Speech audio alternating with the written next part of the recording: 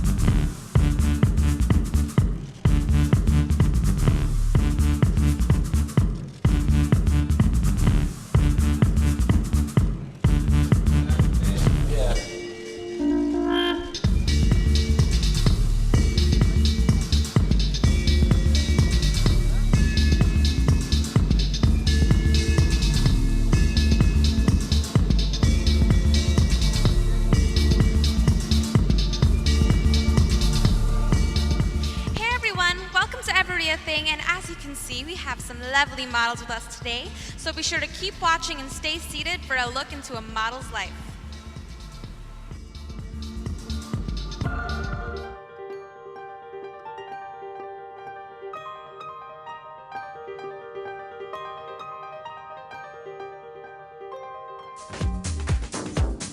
Hey guys, welcome to eveRIAthing, and today I've got some amazing models with me. So would you guys like to introduce yourselves? Hello, my name is Courtney and I'm 20 years old and I've been modeling for about a year. Hello, my name is Rachel. I'm 18 years old and I've been modeling for 3 years.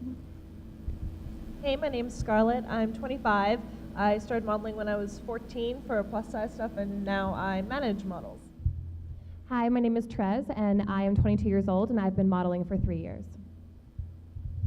Hi, my name is Meredyth. I'm 22 years old and I've been modeling for about half a year. Hi, my name is Shaelah. I'm 15 years old and I've been modeling for almost a year. Nice. Oh, my fellow teenagers. Oh, yeah. So you guys, I know, do both print and runway, right? So when it comes to fashion shows, like the runways and stuff, when it comes to, for example, clothes and like the theme, is it up to the designer, or who kind of makes up the theme and everything for that? For the most part, the designer will have a specific vision of what they want their fashion show to look like. So they'll decide on, you know, the music and the clothing and the styling, and if you walk fast or if you walk slow, what kind of posing you do and that kind of thing. So usually it's completely up to the designer, but sometimes it's also dictated by the music, because a lot of the time, depending on the energy that the music provides, it'll kind of choose the direction for the show as well. And when it comes to all of those seasons and stuff, do you guys have a favorite, or what do you think is the best season for fashion? I'll answer that question. So in my opinion, the best season for fashion is in September, because that is when a majority of the designers come out with their new lookbooks. That's when Vogue magazine is selling most of their issues, and that is also when most of the trends are set for the following season as well. So I am a huge fan of September. Yeah, so September season for fall, winter.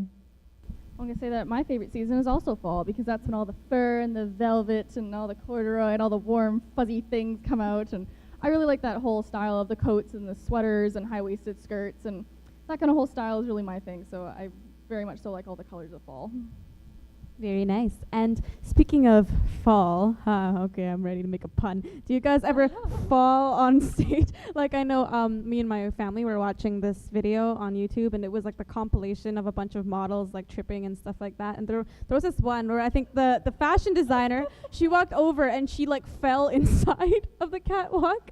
Like it broke and she just like slipped in and then it closed. Then she was just like, but so do you guys ever experience like difficulties like that, like tripping or like losing parts or like things falling off? Do any of you guys experience that? I've never actually fallen, but I was modeling for Raw Natural Born Artist Show in September, and I was modeling these massive headpieces, and there's 2 steps going down to the runway, and it was covering my eyes, so you had to be really careful when you're stepping down, or else the masks are going to fall off your face, and you're going to fall on your face. Oh, It's a lot harder than it looks. Oh gosh, I went to this overnight school thing with one of my best friends, and we had to dress up as sumo wrestlers and fight each other. And we had these huge helmets, and we couldn't see, so we were kind of just like trying to punch each other out with these huge things on our faces. We were like, "Where are you? Where are you, Marco, Paulo?" That was basically us. Do you guys have any tips for trying not to fall and avoid all these clash things? All right, well, I will answer that one. I myself have fallen on the runway many a time. I think the whole idea is not to look directly down, but to look in front of you so that you can see what's going to happen and where you're going, because sometimes if a runway is very close to the ground, if it's plastic or something like that, it's very slippery.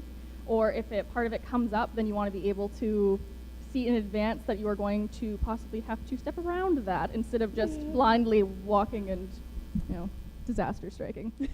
I know. Me, when I'm singing on stage, sometimes I have to do dance moves, and of course, you ladies understand when we're going around in heels and dancing hip hop dance moves in heels while trying to sing on a slippery stage. Yeah, not cute. So I know that I really love the entertainment industry, and you guys are in the wonderful fashion industry. Did you guys always want to be a model when you were younger, or was it kind of like a heat of the moment, let's do this kind of thing? I never really thought of being a model, but I actually saw a flyer in a grocery store for the Asian Expo model search, and that's kind of how I got started. I always wanted to be an actress, and then I kind of discovered modeling, so I got really interested in doing it, and I was always kind of interested in modeling, like watching America's Next Top Model and stuff like that as a little girl, and so yeah, this year I kind of gotten into it, and I'm really enjoying it, so. Oh, I love America's Next Top Model. It's always intense, and she's like, "I have 8 pictures in my hands, but only 7 of you will make it through." She goes, "Courtney." So, when you guys, what's the difference between print modeling and runway modeling? I mean, runway, obviously, you're on stage, and you really only have one chance to do it. It's kind of all or nothing, sort of similar to theater versus film and television acting. If you're at a photo shoot, they can take 100 photos of you and they pick one, and that's then what is used. Whereas on a runway, you have one try and that's it. So if you fall like Rachel and screw it up, no, I'm kidding. So if you fall or something, that's really the only chance you get. So other than that, for runway, it's usually showcasing a collection that's coming up in the next season. And for print, there's different types of print. So there's like commercial print where you do like advertisements for mascara or whatever, and then there's sort of more high fashion things. And when you guys did either print or runway, were there any like really challenging things? Like, did you guys have to like have like a spider on your face, or like was there anything difficult? And how did you overcome it? Well, Meredyth and I actually just did a photo shoot for a line called Gypsy Soul, and we had to wear clothing that was very thin and showed off our stomachs, and we were out on the beach in the rain and the wind and the hail. Yeah, it was and we had to wear stiletto heels in the sand, and at that point, makeup running all over the place, and at that point, you kind of just have to bite the bullet and realize this isn't about me, this is about the designer. I need to get myself together so that I can showcase their collection properly. It doesn't matter what the environmental obstacles are, you just have to put your game face on and do it, so. And they turned out great, yeah. Yeah, not at all. That must be crazy. And I know personally also sometimes I have to perform, and I'm like, I strictly live off of crop tops and high waist shorts. So I can be like in the dead middle of winter, and I'm kind of just like, starships. Well, as an example, one of our models that was supposed to be here today, Ava, is in the hospital with pneumonia right now from being on set in the cold. So models definitely, I know a lot of people say, oh, modeling's such an easy job, you just stand and you look pretty. It's hard. Like, it is hard work, and you really, it's a lifestyle choice. It's not just, oh, I'm going to go to a photo shoot. I mean, everything that you do on a daily basis, comes back to you when you're modeling. So you really have to focus on your entire life as a model and not just when you happen to get a call to be on set. And I remember earlier when we were doing that runway real quick. Oh my goodness! Props to all of you guys for knowing how to dress really quick. I was just like, oh man! I was like, these models are like so talented. Like this is super speedy. Wow! You guys are like, you know, like the superheroes that like just. That's exactly what you guys are. So aside from, you know, the crazy experiences, freezing. Oh my goodness! Wow! Good for you guys. Were there any really memorable experiences? Like, what would you guys say are your favorite moments throughout your modeling journeys? I think I would have to say two of mine was my very first photo shoot. Of course, that's kind of, you know, standard for everybody. But of course, it's super exciting when you very first time someone's like, oh, sure, we'll book you. And it's that moment of like, oh my gosh, this is so amazing, you know, the moment of wonder. And I think the second one would be the very first time that I saw myself in a magazine. Because I got a spread published in a magazine, and it was so neat actually getting the hardcover book and opening it up and being like, that's my face! That's my face on that page! So that's really a very exciting moment.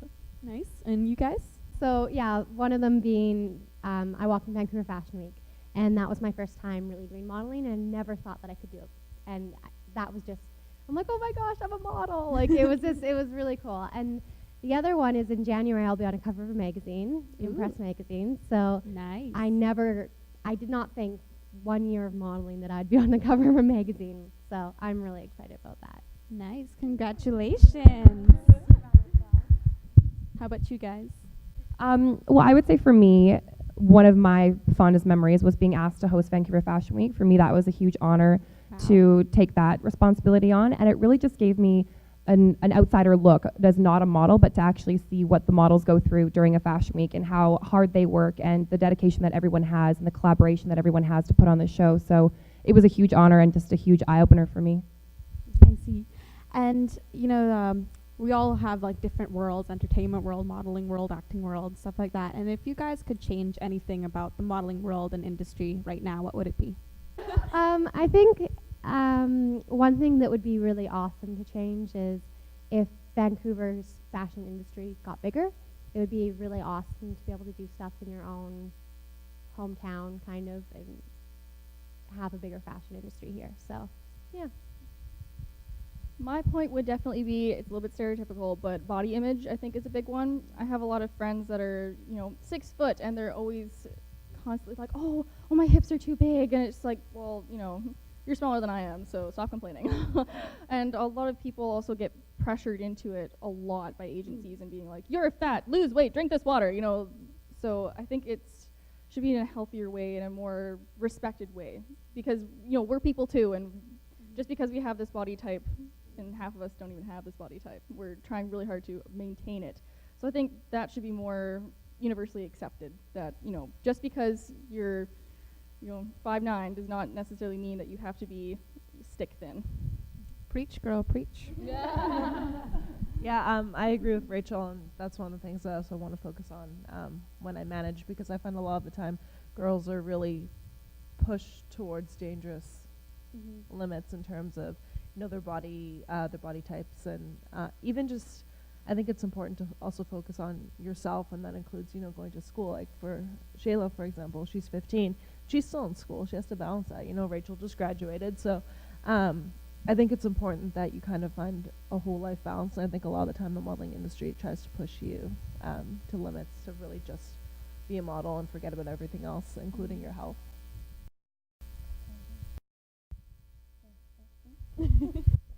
One thing that I would like to see change in the modeling industry is just more compensated and paid work for the models.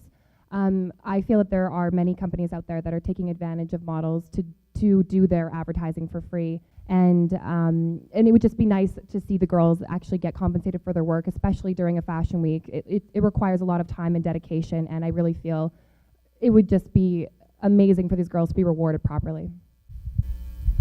I would just have to say about the hips, because normally, like, if you have wide set hips, you can't change that. Yeah, a lot of it comes down to bone structure as well, and I think a good example of that is, for somebody who is just barely tall enough to model at 5'7" to model in Asia, versus somebody who's tall enough to model in Paris at 5'11", expecting those people to have the same measurements, that's insane, because a person who's 5'7", if they weigh 100 pounds, is a lot healthier than someone who's 5'11" that weighs 100 pounds. Yeah. And are there any restrictions when you guys are modeling? Like, are there any like no-nos and stuff like that? There's a few things that they would get fired for. Oh no. In terms of restrictions for like industry restrictions, usually it's preferably 5'9" to 5'11" for girls. In some markets you can go shorter. Asia accepts 5'7" and taller. So it's kind of knowing your niche and where you fit in. In terms of measurements, it's maximum 35-inch hips. That goes for any height. So that's like what I was saying before. So, if you're 5'11", or we have one girl, Kazia, she's 6 feet tall, and she's expected to be a 35-inch hip, whereas, Rachel, for example, who's 5'8", is also expected to be a 35-inch hip. So I think it's just a huge difference. And then in terms of no-nos, showing up on set intoxicated, or just being rude, or eating in designers' clothing without getting permission, smoking in clothing, showing up late, or even just, I usually say a rule of thumb is get the hair and makeup people to tell you what you look like. Don't look in the mirror, because a lot of the time you don't like your makeup, and that's going to show in your photo shoot or in your runway walk. So don't look in the mirror, ask them, what do I look like? If they say, oh, you look really edgy, it's really cool with this, this, this, go with that, and that's how you perform. So that, your own opinion of what you're wearing and how you look doesn't affect your work. Nice. And aside from the restrictions, what are the requirements that you guys as models have in order to maintain your modeling careers? So when you're signing a contract with an agency, there's usually there's a clause in it saying that any work that you do, you pay your agency for. So if, for example, Courtney were to go out and book a job on her own that her agent did not submit her for, and she was paid for it, most agencies do require that you pay them. And if you don't, you can't be let go from the agency for that. For me, as a manager, which is different than an agent, I do assist models in finding work, but I would never ask a model to pay me a percentage of their paycheck if they've gotten work on their own. So with managing, it's more like a flat fee. And I think, maintaining a contract, it's really just, you have to make sure that you click with your agent. You're building a relationship, so I think it's really important that you're comfortable with your agent and you can talk to them. And I do feel like the models that I manage, while I'm not, strictly speaking their agent, I still help them find opportunities and that kind of thing. And I think it's important that they feel like they can call me 24 hours a day and they can email me and they know I'll get back to them, or, bringing them somewhere like this show to actually give them a voice and be able to talk about the industry. I think that's really important. And vice versa. So models technically hire their agents and their managers. I'm employed by these girls. I don't hire them. So just to kind of put it in perspective, when you're going to meet with an agency, you're interviewing them to represent you. They're not interviewing you to represent them. I see. Nice. And I noticed that when you watch like runways and stuff like that, you guys are always like all serious. How come you guys can't be all like, I'm so happy, or like I'm so depressed, or anything? Like is that like a thing? You're supposed to be all like give the smolder. All right, I will answer that one. First off, it sort of depends on the designer, because sometimes they'll say, I want you to walk down the runway with a blank expression on your face, don't do anything, just stare straight ahead. Sometimes they will say, I want you to walk down there and smile and be happy. And I actually had one runway show where they said, it looks good in the catalog, just smile and bounce and, have fun. Bounce. So pretty much. So there's that whole aspect of it. Plus, sometimes the music is really dramatic and gloomy, so you're not going to want to be like, hey everybody, this is so great. Playing Jaws music in the background. Yeah, exactly. Hey. So sometimes you don't want to do that. Vice versa. If you're wearing something full of black leather and zippers, you're probably not going to be walking down like you're in High School Musical. It also, I was like, yeah, well, this is kind of a, just for models thing. Your feet hurt.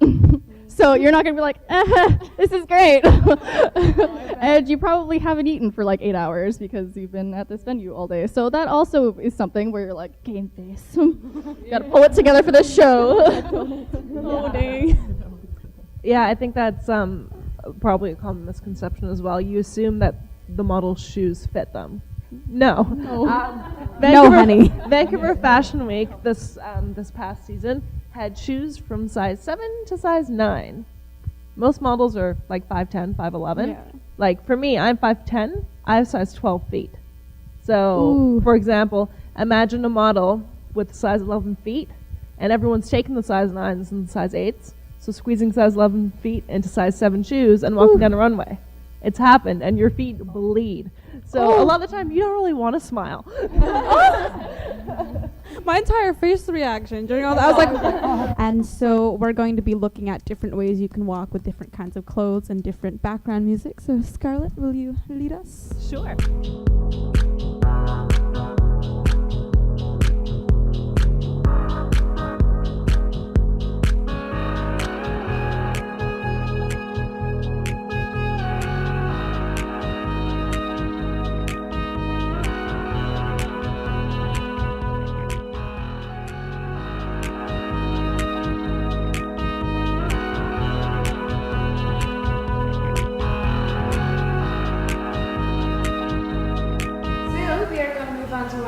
And this is really impromptu.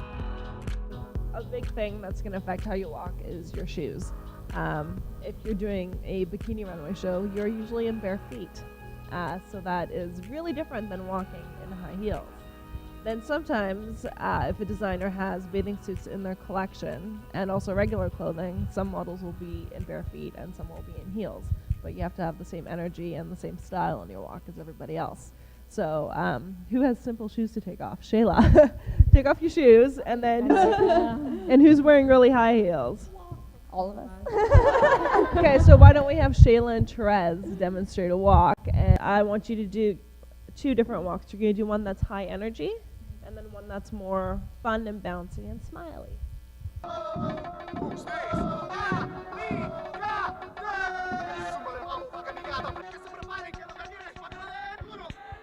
So you can see it's a little bit harder to do it when you're not in heels, when you have to do something that's high energy, where it's a lot easier to model to something that's a little bit slower and softer when you're bare feet. So Gotta that get just the kinda sass. gives you, yeah, that The- kind of the gives you an Sasha idea.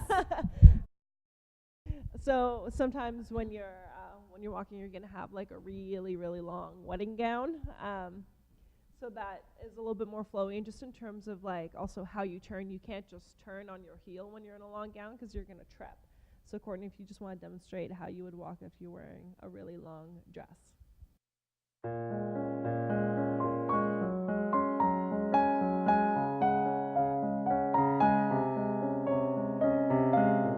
So you can see that she's sort of really focused on what she's doing. A lot of the time, if your dress is really long, you do kind of have to even like kick it out in front of you so that you're not tripping over it.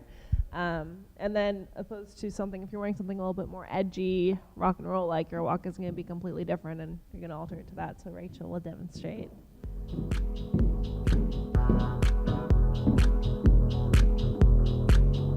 Also, what you'll notice is a lot of it also comes across in facial expression. So if you're modeling a wedding dress versus a studded leather jacket, your facial expression is going to be different too. So a lot of it's also visualization for the models and the work that they're doing of what they're thinking about when they're modeling as opposed to the physical aspect of it.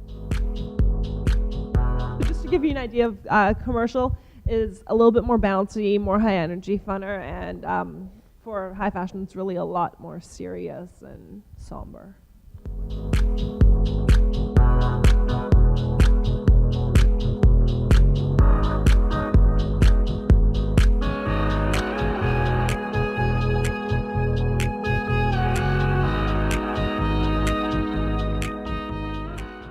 For a lot of models, when they're newer, they'll go to boot camps. Like Vancouver Fashion Week has a boot camp every year, and when you're watching it as an audience member, you can tell when they've said, make sure that your shoulders are back and you lean back, because some models will take it literally and like lean back. And then it's like, oh, that looks a little bit weird, but then it's too late because they're already on the runway. Anyways, that was a wonderful workshop, and I enjoyed the different walks. I didn't know that you had different walks for different kinds of moods and all that, so that was really interesting. Nice to learn. Next time when I watch the Victoria's Secret fashion shows on TV, I'm going to be like, ha, I know things now. So as an example, those would all be really commercial walks. So in your wonderful modeling journeys, what is everyone going to do next, and where can we find you guys if we'd like to contact you? So coming up, I am going to Paris. Ooh. And Say chic. yeah, and hopefully doing some more international traveling and stuff with modeling. So yeah, and you can follow me on my Twitter, which is CAS Schott. And yeah, just check that out, and you can kind of follow what I'm doing. Nice. I am actually going off to South Africa in January, which should be super exciting. I'm going to Cape Town for 3 months on contract. And you can follow me on Twitter at the Ginger Model. The Ginger Model. I'm a manager, so I stay here. I don't get to go fancy places, but I get to organize for them to go to fancy places. You have me. Exactly. You can We'll hang here. out. It's good.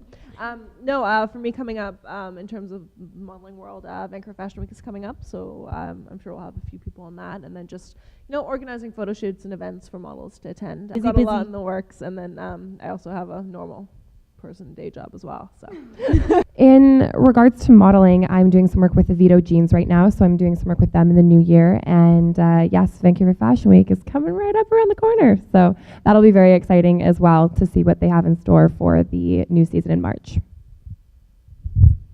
I'm in school until the end of February, so I don't really have many plans right now, but I'm excited to see what I have in store. And I have dual citizenship with Europe, so we'll see. Stay tuned. Ooh.